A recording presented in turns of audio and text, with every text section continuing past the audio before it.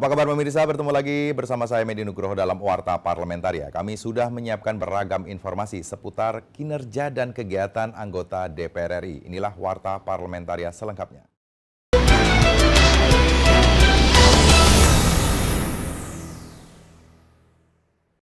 Komisi 2 DPR RI kritisi eselonisasi jabatan fungsional aparatur sipil negara di berbagai kementerian dan lembaga negara. Hal ini guna mendukung penghematan anggaran dan target pencapaian kinerja. Ditemui usai rapat kerja dengan Menteri Pendayagunaan Aparatur Negara dan Reformasi Birokrasi di Gedung DPR RI Jakarta, anggota Komisi 2 DPR RI Hugua mengatakan, penyederhanaan struktur jabatan aparatur sipil negara dengan memangkas jabatan eselon 3 dan 4 merupakan langkah efektif yang dilakukan pemerintah untuk menghemat alokasi anggaran. Akan tetapi, kajian dan perbaikan regulasi harus diupayakan dalam mencapai sistem kinerja yang profesional, independen, dan berintegritas. Menyederhanakan eselonisasi, yang tadinya masih ada ribuan, yang tadinya eselon 3, eselon 4 kan menjadi tidak punya eselon atau menjadi fungsional. Terus bagaimana mereka ini diukur kinerjanya? Karena fungsional ini kan sebetulnya mereka tidak kantoran pastinya, mereka pada fungsinya. Lalu bagaimana mengukur kinerja mereka berkaitan sekali lagi dengan pertama daftar kehadiran mereka, existence. Yang kedua bagaimana mencapai objektif. Anggota Komisi 2 DPR RI Hendro Suswantoro Yahman menyarankan pengisian jabatan fungsional yang akan diberikan seharusnya juga didasarkan atas prestasi dan capaian kinerja yang terukur. Dari pemerintah bisa mengukur ini jabatan fungsional ini berperan seperti apa dan produktivitasnya seperti apa. Ini kan alat ukurnya beda karena ke new normal ini banyak menggunakan piranti teknologi ini. Ajib dan Temi TVR Parlemen melaporkan. Komisi 11 DPR RI mengapresiasi sistem kerja dalam masa new normal yang dilaksanakan Kementerian PPN, Bappenas. Dan Komisi 11 menilai sistem yang terintegrasi secara daring akan memudahkan pekerja untuk menyelesaikan target kerja dan juga memonitor kesehatan masing-masing pekerja. Ditemui usai rapat kerja dengan Menteri PPN, Kepala Bappenas di Gedung Nusantara 1 Komplek Parlemen Senayan baru-baru ini, Wakil Ketua Komisi 11 DPR RI Fatan mengungkapkan apresiasinya terhadap kinerja Bappenas yang tetap baik di masa new normal. Fatan juga mengapresiasi terobosan Bappenas yang menciptakan dashboard penyebaran COVID-19 secara real-time di seluruh wilayah di Indonesia. Itu menurut saya bagus sekali, luar biasa sekali terobosan itu karena itu bisa menjadi salah satu benchmark atau contoh bahwa dengan tanpa kehadiran fisik pun kita bisa bekerja secara normal, bisa bekerja dengan bagus. Anggota Komisi 11 DPR RI Anis Biarwati menambahkan, penerapan protokol kesehatan di masa new normal menjadi hal penting untuk menjaga target kerja terpenuhi dan memonitor kesehatan pegawai, sehingga ekonomi tetap dapat berjalan. Anis mengingatkan, monitoring kesehatan pegawai yang digunakan Bappenas dapat dicontoh oleh kementerian atau lembaga lainnya sebagai upaya pencegahan penyebaran COVID-19 di lingkungan lembaga pemerintahan. Saya kira dengan jalur yang sudah mereka tempuh itu perlu kebijakan pemerintah untuk bisa mensosialisasikan sehingga masyarakat bisa mengakses secara langsung juga, sehingga bisa berhati-hati juga gitu. Amita dan Zia TVR Parlemen melaporkan. Terkait isu reshuffle kabinet, sejumlah anggota DPR RI meminta Presiden Jokowi mengganti menteri yang berkinerja buruk. Ditemui saat rapat dengan Kementerian LHK di Gedung DPR RI Senayan, Jakarta, Wakil Ketua Komisi 4 DPR RI Daniel Johan mengatakan, dalam melakukan reshuffle kabinet, Presiden dihimbau untuk mengangkat menteri dengan figur yang tepat dan yang siap bekerja untuk rakyat, serta dapat membantu Presiden menjalankan program Nawacita. Kalau saya ya tentu ukuran yang konkret kinerja, penyerapan, seluruh tingkat kerjanya sesuai dengan RPJM, sesuai nggak dengan visi Presiden Nawacita. Selama hampir setahun ini misalkan, berapa persen tingkat kemiskinan berkurang, berapa persen tingkat pendapatan masyarakat naik, NTP naik nggak, NTN naik nggak, harus seperti itu. Sementara itu, anggota Komisi 4 DPR RI Hermanto mengatakan jajaran kabinet harus diisi dengan figur yang kuat dan memiliki kapasitas. Mengingat Indonesia membutuhkan pemimpin yang kuat dalam menghadapi krisis ekonomi karena pandemi. Untuk itu, Hermanto meminta Presiden Jokowi lebih berhati-hati dalam memilih menteri karena akan berdampak pada pertumbuhan ekonomi Indonesia. Kita menginginkan kabinet ini adalah diisi oleh orang-orang yang memiliki kemampuan, memiliki kapasitas, memiliki kapabilitas, dan juga memiliki leadership. Dan juga dia memiliki kemampuan untuk menerjemahkan kebijakan-kebijakan rencana nasional menjadi suatu yang nyata di dalam kehidupan kita. Habibie dan Temi, TVR Parlemen melaporkan.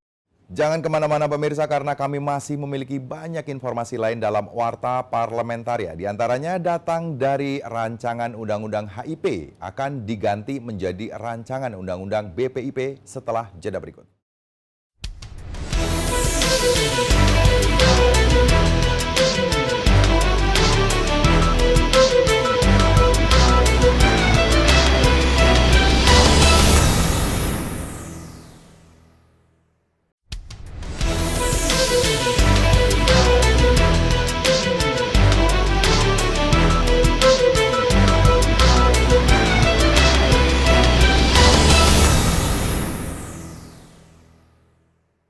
Wakil Ketua DPR RI Sumi Dasko Ahmad menyampaikan rancangan Undang-Undang Haluan Ideologi Pancasila atau RUU HIP diganti menjadi rancangan Undang-Undang Pembinaan Ideologi Pancasila atau RUU BPIP.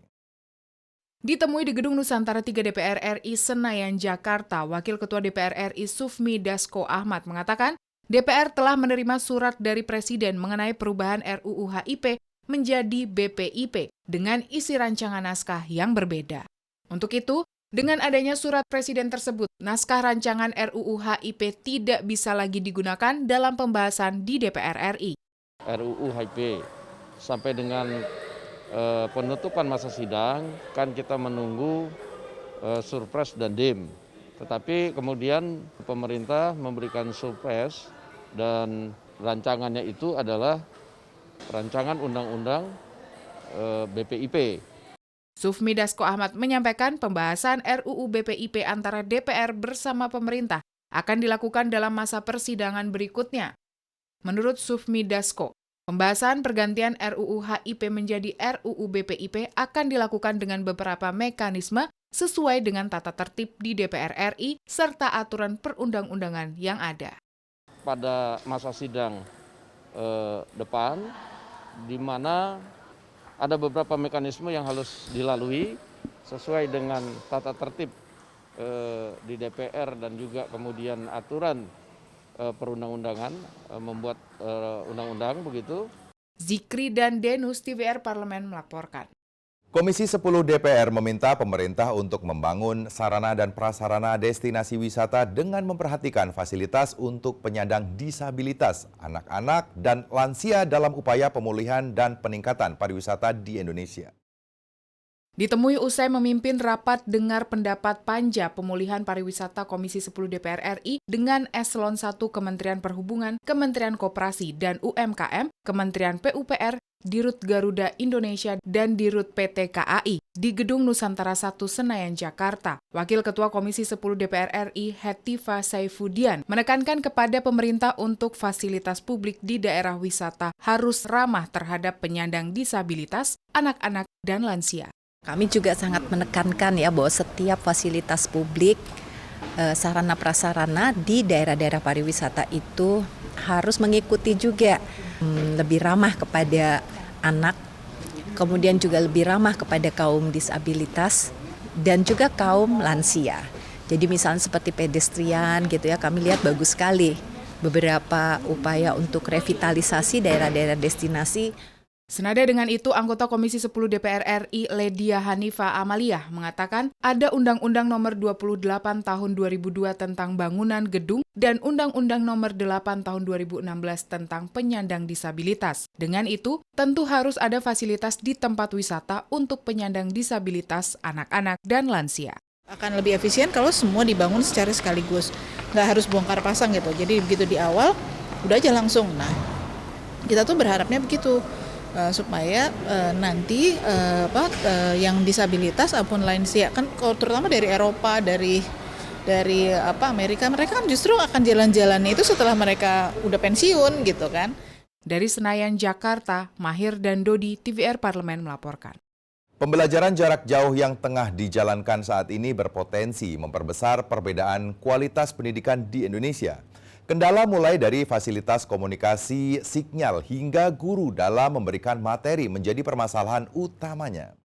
Sejumlah anggota Komisi 10 DPR RI mengkhawatirkan semakin sulitnya mewujudkan kualitas pendidikan yang merata di tanah air. Sesuai paparan yang disampaikan oleh Balitbang Kemendikbud, penyerapan materi yang diberikan melalui pembelajaran jauh kurang dari 63%. Anggota Komisi 10 DPR RI Mayesti Wijayati mengatakan pembelajaran jarak jauh belum bisa diterapkan di Indonesia. Mayesti juga menjelaskan terkait pembelajaran jarak jauh yang akan dipermanenkan, menurutnya belum ada evaluasi lagi. Mengingat sejauh ini justru dirasa tidak maksimal dan masih banyak kendala.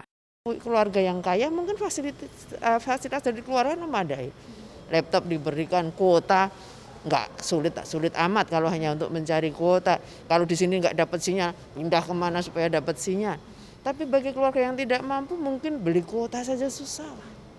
Sehingga tadi sampai ada guru yang mau tidak mau harus berkeliling.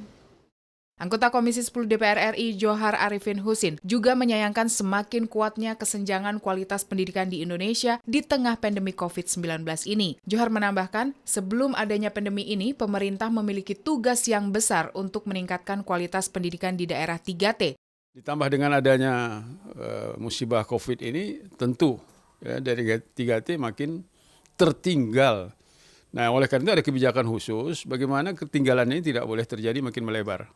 Pengiriman segala macam kebutuhan mereka itu tentang pendidikan harus lebih diutamakan agar kesenjangan itu tidak jauh. Nadia dan Rifki, TVR Parlemen melaporkan. Upaya pemulihan ekonomi nasional setelah diterpa pandemi COVID-19 di tengah situasi ekonomi global yang sulit, anggota DPR RI mendorong pembelanjaan anggaran negara dilakukan dengan tepat sasaran. Ditemui usai rapat paripurna, anggota Komisi 2 DPR RI Samsul Lutfi mengatakan anggaran belanja negara harus dilakukan secara maksimal dan tepat sasaran agar roda perekonomian dapat bergerak optimal di tengah masyarakat. Samsul Lutfi menambahkan, melalui upaya maksimal yang dilakukan segenap pemangku kepentingan dan didukung dengan kemampuan manajerial yang benar, diharapkan seluruh komponen dapat bekerja secara efektif dan efisien. Kita di DPR terus mendorong agar pemerintah segera membelanjakan APBN ini tepat sasaran dan paling tidak bulan Agustus ini bisa dieksekusi sehingga dengan pembelanjaan APBN yang maksimal ini akan bisa menggerakkan roda perekonomian yang ada di tengah-tengah masyarakat. Pemberdayaan sektor usaha menengah kecil dan mikro harus tetap menjadi perhatian serius pemerintah karena dampak pandemik juga banyak dirasakan pada sektor tersebut. Ia menambahkan pemerintah perlu melakukan langkah strategis khususnya terhadap masyarakat pedesaan yang banyak menggantungkan pada sektor UMKM agar pergerakan ekonomi dapat optimal. Negara semaju Singapura saja mengalami dampak akibat pandemi ini. Harus ada langkah-langkah strategis yang dilakukan oleh pemerintah, terutama untuk masyarakat-masyarakat kita yang ada di pedesaan ini, sehingga mereka bisa berdaya di tengah situasi pandemi yang sangat sulit sekarang ini. Mario Hasiholan dan Bowo, TVR Parlemen melaporkan. Kami masih memiliki banyak informasi lain dalam Warta Parlementaria. Tetaplah bersama kami.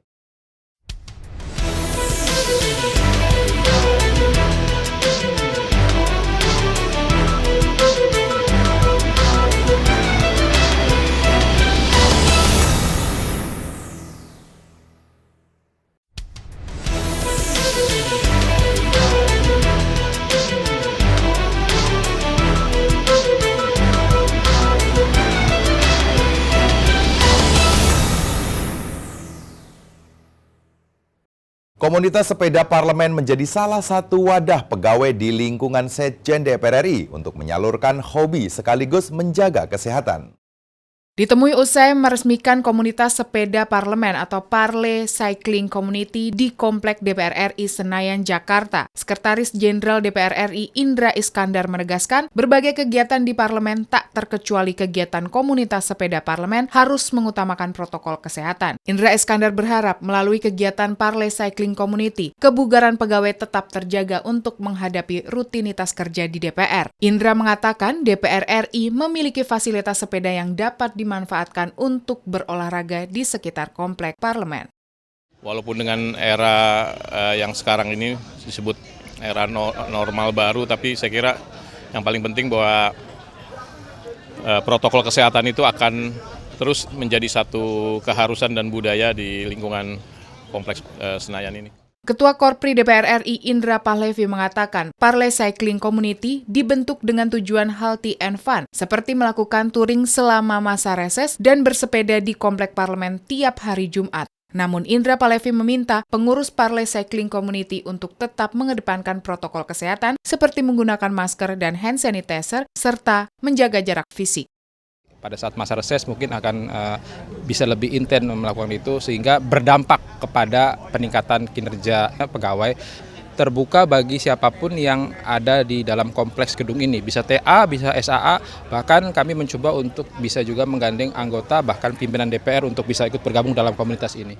Helmi dan Teddy, TVR Parlemen melaporkan. Ketua Komisi 8 DPR RI Yandri Susanto mengingatkan Presiden Joko Widodo untuk berhati-hati dan tidak gegabah jika ingin membubarkan 18 lembaga negara. Ditemui saat rapat dengan pendapat dengan Badan Penyelenggara Jaminan Produk Halal Kementerian Agama Republik Indonesia di Gedung DPR RI Senayan, Jakarta baru-baru ini, Ketua Komisi 8 DPR RI Yandri Susanto mengatakan DPR mendukung jika alasan pembubaran 18 lembaga negara tersebut untuk memangkas birokrasi yang sangat gemuk dan tidak efektif dalam bekerja. Ia mengingatkan agar Presiden Jokowi berhati-hati dalam membubarkan lembaga, jangan sampai salah menentukan lembaga mana yang akan dibubarkan, mengingat masih banyak lembaga di pemerintahan yang sangat dibutuhkan oleh masyarakat. Dievaluasi betul, jangan sampai nanti membubarkan justru menimbulkan persoalan baru. Tapi kalau prinsipnya untuk penghematan, kemudian memperpendek birokrasi, kita sepakat-sepakat saja. Tapi kalau asal serampangan membubarkan lembaga-lembaga yang mungkin sebenarnya tadi menyangkut hajat hidup orang banyak, ya itu akan jadi masalah dong. Terkait dengan lembaga apa saja yang akan dibubarkan, Ketua Komisi 8 DPR RI Yandri Susanto menjelaskan hal tersebut merupakan hak prerogatif Presiden. Yandri mengusulkan sebaiknya Presiden melakukan evaluasi kinerja secara menyeluruh. Ia meminta pemerintah melakukan uji publik terlebih dahulu sebelum melakukan pembubaran terhadap 18 lembaga negara tersebut. Maka kita minta Pak Jokowi melalui mungkin Menko atau Seknek itu benar-benar mengevaluasi secara menyeluruh dan kalau bisa diadakan uji publik dulu. Bagaimana respon masyarakat, jangan langsung keputusan. Karena kalau sudah diputuskan, kita mau menghidupkan kembali itu menjadi persoalan baru lagi nanti. Habibie Mahabah dan Rian, TVR Parlemen, melaporkan. Demikianlah beragam informasi seputar aktivitas DPR RI yang sudah kami susun dalam Warta Parlamentaria. Saya Medi Nugroho beserta kerabat kerja yang bertugas undur diri. Terima kasih atas perhatian Anda. Sampai jumpa.